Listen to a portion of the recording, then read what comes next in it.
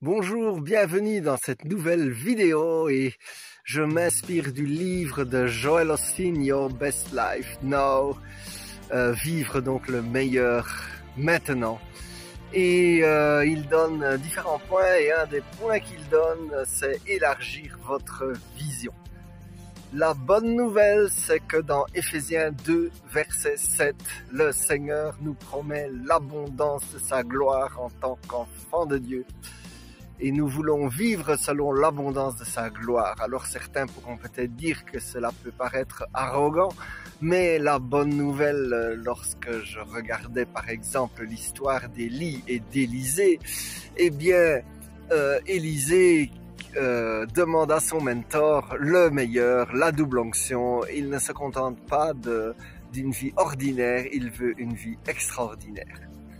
Et cela me fait penser que Jésus dit aussi que tout est possible à celui qui croit. Et donc nous pouvons croire en une vie extraordinaire qui est celle que le Seigneur veut pour nous. Ce qui me frappe par exemple, je me souviens quand j'étais petit, ça m'avait tellement marqué, il y avait un champion cycliste belge, Eddy Merckx, qui gagnait à peu près tout. Il avait gagné 5 Tours de France, ce qui à l'époque était je crois, équivalent à un record avec Jacques Anquetil. Et il racontait dans une interview que quand il avait 6 ans et qu'il avait commencé ses premières courses cyclistes avec des copains, eh bien, il rêvait déjà de gagner ce Tour de France. Il se voyait sur le podium et il est donc arrivé sur le podium selon ce qu'il avait vu. Alors, qu'est-ce que tu regardes, mon frère? Qu'est-ce que tu regardes, ma sœur?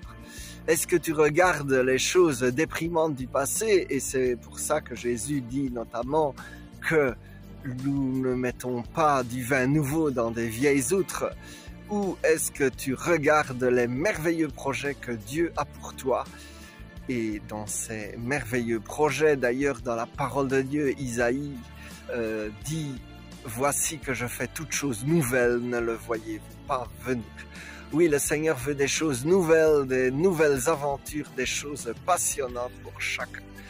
Alors moi, ça me fait penser, là je ne peux même pas dire que j'ai eu spécialement la vision, mais simplement la prière de foi en disant: Seigneur, j'aimerais parler en public. Eh bien, quelques semaines après, en fait, c'était ma prière du début d'année, et quelques semaines après, il y a eu une occasion absolument impromptue à Cambrai, ce que je raconte dans une autre vidéo. Et ensuite, il y a eu diverses occasions à Troussure. Alors la différence aussi, c'est qu'il faut se saisir évidemment des occasions. Parce que la bonne nouvelle, par exemple, lorsque je vois dans ma vie, il y a une vingtaine d'années, lorsque j'ai eu l'occasion de faire mes premières évangélisations en Angleterre, en fait, j'ai tergiversé. Et heureusement que l'organisateur a insisté un minimum. Alors cette année, il y a eu un Pentecôte 2022, lorsqu'on m'a demandé de mener une après-midi de guérison. Eh bien, je n'ai pas tergiversé. J'ai dit: Seigneur, si tu l'offres, je prends, et puis tu vas être derrière moi. Et c'est exactement ce qui s'est passé. Alors, mon frère, ma sœur, je voudrais t'encourager à élargir ta vision, à avoir des rêves complètement fous, exactement comme pour moi, cet après-midi de guérison a dépassé mes espérances les plus folles.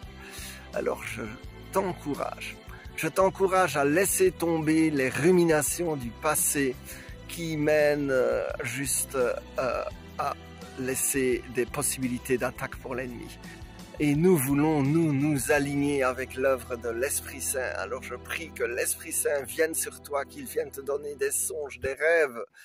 Et je te remercie déjà, Seigneur, pour les songes, les rêves et le futur et les choses nouvelles que tu as prévues dans la vie de mon frère et de ma sœur. Alors soyez tous et toutes bénis. Amen, amen, amen.